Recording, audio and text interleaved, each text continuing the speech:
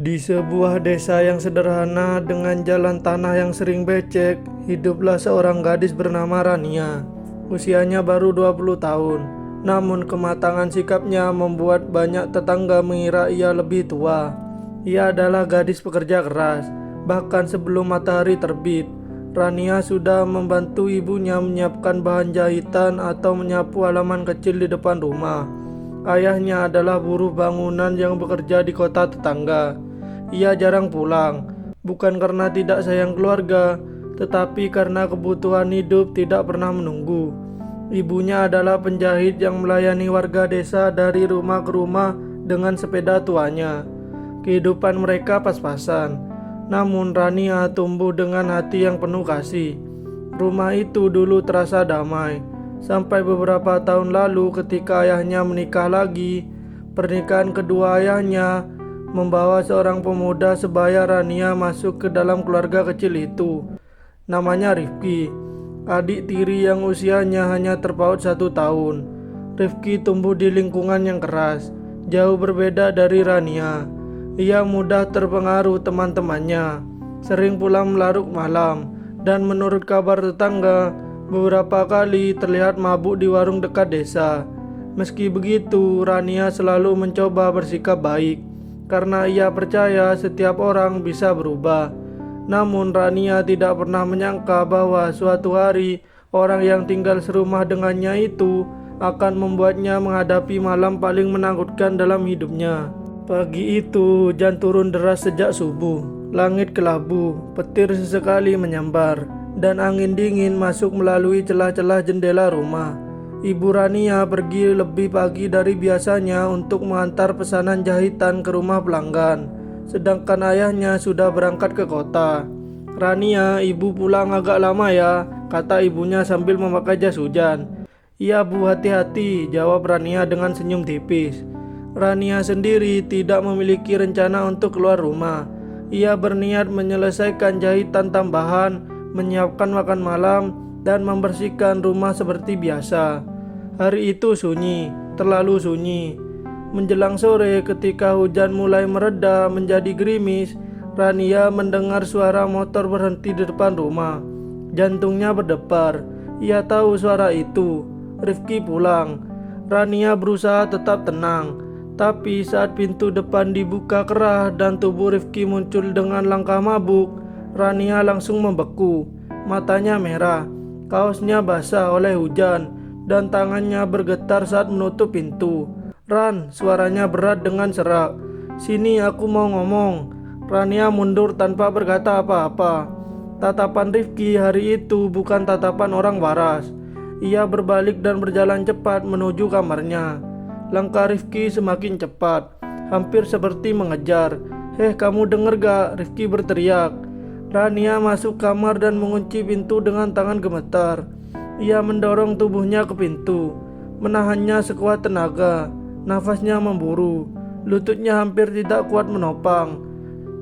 Pintu digedor keras. "Buka pintunya, Ran, aku cuma mau ngomong."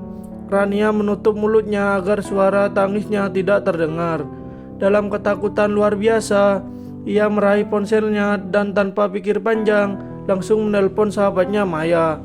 "Mai, tolong aku, Rifki pulang mabuk. Dia dobrak pintu aku." "Ran, tahan pintunya, aku kesana. Aku ajak Bang Adi sama Bang Seno." Rifki semakin kasar. "Ran, jangan bikin aku marah, buka." Pukulan ke pintu terdengar semakin keras. Hujan di luar menggila lagi. Petir menyambar. Rumah yang biasanya menjadi tempat paling aman di dunia kini terasa seperti perangkap yang hendak runtuh. Waktu terus terasa sangat lambat. Setiap detik terasa seperti semenit. Tiba-tiba suara langkah cepat terdengar dari belakang rumah. Pintu dapur dibuka paksa. Lalu terdengar suara Maya berteriak, "Bang, itu dia!" Dua laki-laki tetangga, Adi dan Seno, masuk ke ruang tengah. Mereka melihat Rifki hendak mendobrak pintu kamar. "Rifki, kamu berhenti sekarang," bentak Adi sambil menarik bahu Rifki. "Apa-apaan kamu ini? Mau bikin masalah besar." Rifki mencoba melawan, tetapi tubuhnya terlalu lemah karena mabuk. Ia diseret keluar rumah, terus memakai tanpa arah. Hujan dan petir menutup suaranya sampai akhirnya ia benar-benar dibawa pergi dari halaman. Maya mengetuk pelan pintu kamar. "Ran, buka, dia udah gak ada." Rania membuka pintunya perlahan. Wajahnya pucat, air matanya mengalir deras. Tubuhnya gemetar seperti daun tertiup angin kencang. Maya langsung memeluk erat. Udah kamu aman sekarang," kata Maya. Rania menangis dalam pelukan itu. Tangis panjang yang seolah menumpahkan seluruh ketakutan yang ia pendam selama ini. Keesokan paginya, Rania memberanikan diri bercerita kepada ibunya. Sang ibu langsung menangis sambil memeluk putrinya. "Kenapa kamu gak cerita dari dulu, nak?" "Aku gak mau bikin ibu khawatir," jawab Rania lirih. Hari itu adalah salah satu hari paling berat bagi keluarganya. Ayah Rania yang pulang di siang hari awalnya marah dan tidak percaya. Namun setelah mendengar kesaksian Maya dan dua tetangga, ayahnya jatuh terduduk. "Ayah gagal juga jaga kamu," katanya sambil menahan air mata. Dengan dukungan kepala desa, Rifki akhirnya dipindahkan ke lembaga pembinaan untuk mendapat pendampingan perilaku. Keputusan itu sangat berat bagi ayahnya, tapi ia tahu itu demi keselamatan keluarga. Rumah mereka kembali tenang. Namun trauma Rania tidak serta-merta hilang. Beberapa minggu setelah kejadian, Rania sulit tidur. Setiap suara keras membuatnya tersentak. Ia kadang menangis tanpa sebab. Namun di tengah luka itu, ia menemukan sesuatu yang mulai tumbuh, keberanian untuk berubah. Ia memulai langkah pertama bergabung dengan komunitas perempuan muda di desa. Di sana ia bertemu perempuan-perempuan yang pernah mengalami berbagai jenis ancaman dan kekerasan. Dari mereka, ia belajar bahwa dirinya tidak sendiri. Rania perlahan membuka diri, menceritakan apa yang terjadi. Setiap kali ia bercerita, ia merasa beban di dadanya sedikit berkurang. Ia belajar mengenali trauma, menghadapi rasa takut, dan memahami bahwa rasa sakit bukanlah aib. Lalu ia mulai ikut pelatihan keterampilan dan sesi konseling. Seseorang di komunitas itu berkata, "Rania, keberanianmu membuatmu hidup. Suara yang kamu miliki sekarang bisa menyelamatkan perempuan lain suatu hari nanti." Kalimat itu mengubah hidupnya. Dari hari ke hari, Rania melihat dirinya tumbuh menjadi versi yang lebih kuat.